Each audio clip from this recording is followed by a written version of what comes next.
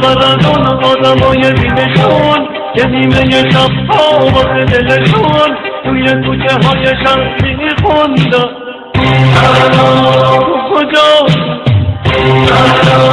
چه بلا حالا به وقتی با تو میخوندن و قصه بابا رو میخوندن گل ما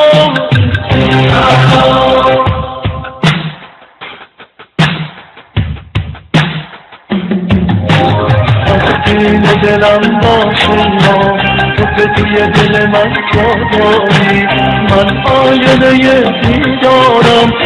پای روشن این میداری حرفی بزنه در سنگ زبون که تیرگی رو ازم برداری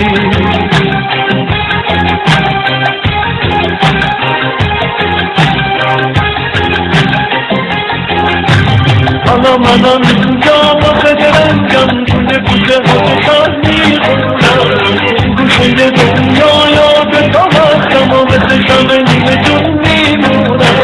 یا بار سفر آمده دار یا که بی تو بینشون میمونم چه خبر از اون آدمای بینشون که نیمه شبها واسه دلشون توی کوچه های شهر میخوندن کجا چه بلا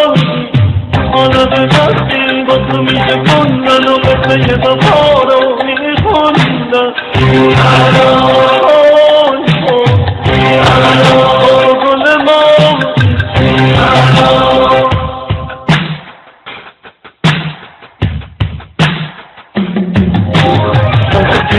دلم باشه تو که توی دل من جایی من آینه دیدارم پای روشن این میداری حرفی بزنه در سنگ زبون که تیرگی رو ازم برداری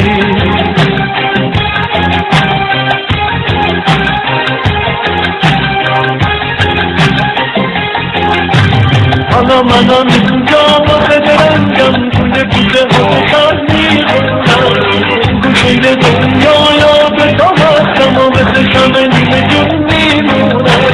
یا بار سفر آمده دار یا که بی تو بینشون میمونم